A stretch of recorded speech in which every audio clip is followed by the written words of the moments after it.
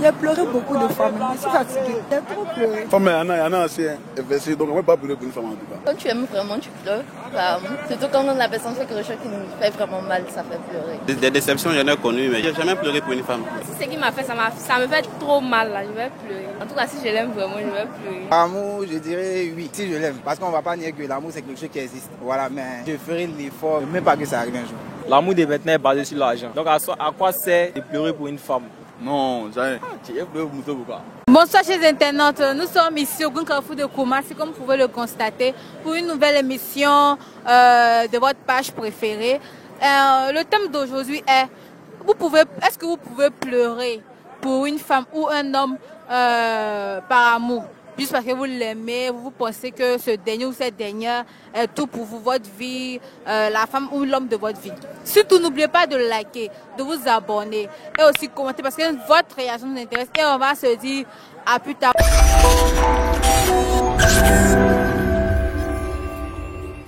Bonsoir madame. Bonsoir. Vous pouvez pleurer pour un homme juste par amour? Par amour. Il a pleuré beaucoup de fois, mais je suis fatiguée. Il a trop pleuré. Franchement, il a pleuré même. C'est bon maintenant. Est-ce qu'on peut avoir quelques raisons? Une raison? C'est qu'un garçon te fait du mal, il y a raison dedans. Il fait. Sans raison. Quand un garçon te fait du mal, il cherche une raison. Il cherche pas de... Mais c'est vrai, il ne cherche pas de raison. Ah bon? Est-ce que c'est faux? Il ne cherche pas de raison. Il te fait pleurer, puis après il vient te demande pardon. Ben, tu sais, il m'a excusé. Tu as fait comment tu l'aimes, tu as pardonné. Non, vous êtes parti encore. Ah, il a fait comment? Si dedans, on fait quand même. Mais c'est important, mais c'est bon de pleurer pour un homme. Bon, c'est ce que je dis. Si c'est par amour, là, par amour, on fait tout.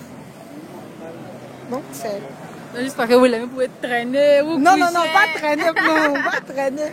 Mais genre, souvent, tu es assise à la maison, tu pleures. Tu vas manger. Voilà, gourmet. Et puis après, quand il t'appelle, tu ne demandes pas, donc tu es dedans encore. Encore. Bonsoir madame. Est-ce que vous pouvez pleurer pour un homme par amour? Ouais. Quand tu aimes vraiment, tu pleures. Surtout quand la personne fait quelque chose qui nous fait vraiment mal, ça fait pleurer. Vous trouvez que c'est nécessaire de pleurer? Moi souvent.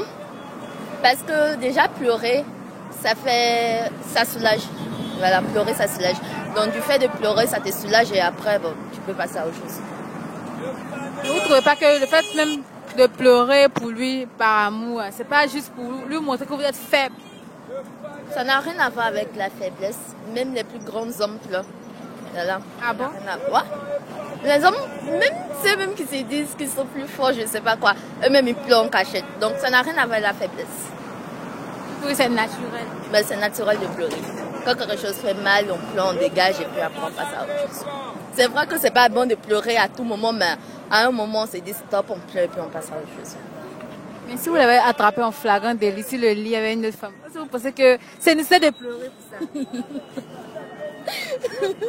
Bon, sur le coup, bon, je sais pas.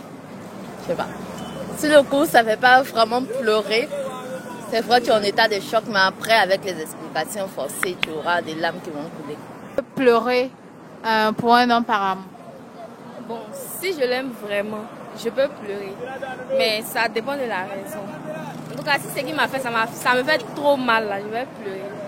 Bon, en tout cas, si je l'aime vraiment, je vais pleurer. Donc, si tu as donné un gourmet et puis tu le donnes, tu te mets à pleurer. Je vais pleurer. C'est ça, il dit, si je l'aime, là, je vais pleurer. Mais si je l'aime pas, bon. Si tu as frappé? S'il m'a frappé, il a pleuré. Il a lui donné des coups aussi, mais il a pleuré. Bah, il n'a pas laissé me frapper simplement. Mais il a pleuré. C'est qu'elle pleurait là même, là. C'est naturel. Il a pleuré. Est-ce que tu vois un jour, tu sors et puis tu vois qu'il est avec une fille, il l'embrasser, tout et tout. Est-ce que ça, c'est une raison pour pleurer? Non. Je ne crois pas. Ça va me faire mal. Ça va vraiment me faire mal. Tu n'as pas pleuré? Non, il n'a pas pleuré. Pourquoi? Ça va te faire pleurer? Ça va me faire pleurer. Ça va me faire mal, mais ça va pas me faire pleurer. Non. Et s'il vous laisse? S'il me laisse, que je l'aime vraiment, je vais pleurer. Je vais lui demander pardon. S'il veut revenir, il va revenir. S'il ne veut pas revenir aussi, on laisse comme ça. Il a pleuré quand ça passe.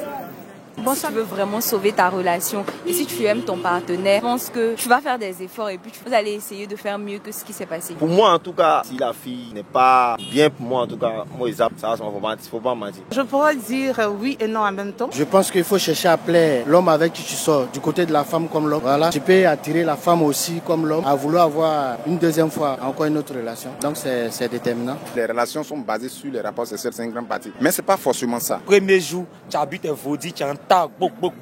Maintenant on dit viens dans le foyer. Maintenant dans le foyer, tu n'as pas vaudis tous les jours. Ça ne détermine rien. C'est juste un moment de plaisir, c'est tout. Bonjour chers internautes, nous sommes ravis de vous retrouver encore aujourd'hui pour une autre émission de notre micro-trottoir sur votre page préférée Chic Boule. Surtout n'oubliez pas de vous abonner, de liker, aussi commenter parce que votre réaction nous intéresse. Et le sujet que nous allons aborder est, pensez-vous que le premier rapport sexuel est déterminant pour la suite de la relation? Surtout n'oubliez pas de commenter parce que votre réaction nous intéresse.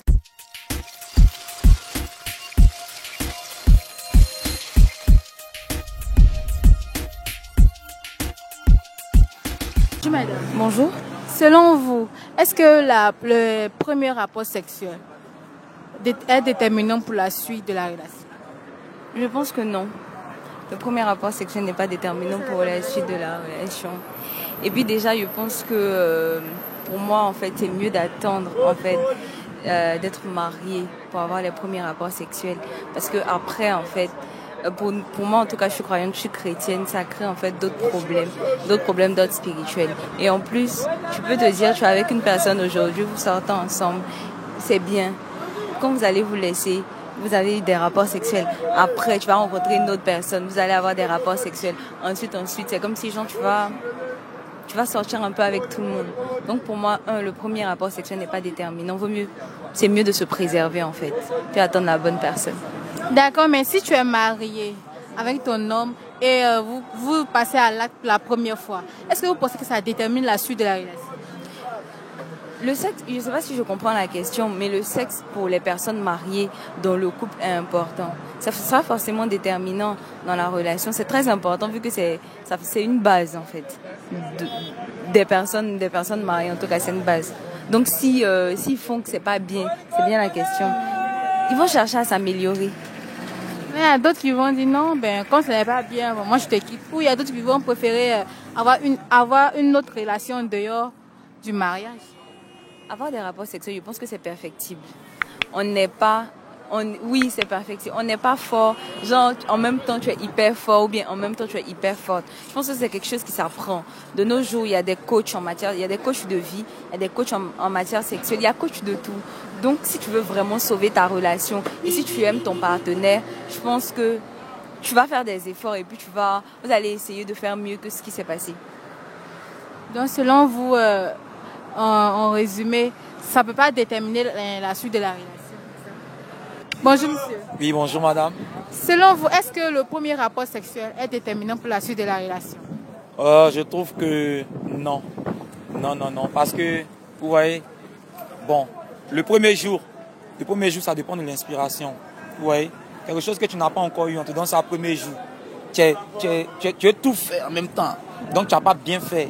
Pourtant, quand, tu vois, au fur et à mesure que le temps va passer, vous allez mieux vous connaître. Vous aurez le temps de prendre le temps de faire, vous voyez un peu, sans je parler.